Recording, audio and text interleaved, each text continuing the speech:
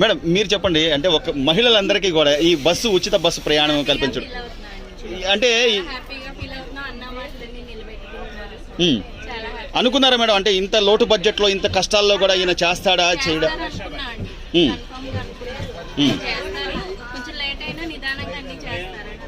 So అంటే ఉద్యోగాలు చేసే మహిళలకు కానివ్వండి, లేకపోతే ఏదైనా కొద్ది పని మీద వెళ్ళే వాళ్ళకి కానీ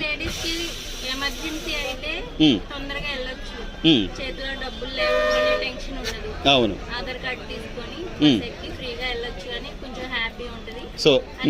సో అత్యవసరమైనప్పుడు అంటే మనం ఇదే సరదాగా వెళ్ళి వచ్చేది కాదు కదా, మన అవసరాన్ని బట్టి వెళ్తుంటాం తప్ప. ఈ పథకం అనేది దీనికి స్త్రీ శక్తి అని పేరు పెట్టడం కూడా ఎలా అనిపిస్తుందమ్మా?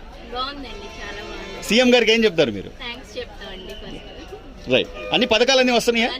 పిల్లలకి తల్లికి వందనం, మొన్న మా పిల్లలకి వచ్చింది. అన్ని బాగానే చేస్తారు. పెన్షన్లు పెద్దవాళ్ళు ఎవరైనా ఉంటే పెన్షన్లు అని కానీ అందుతున్నాయి. సంతోషమేనా? సంతోషం. Right right.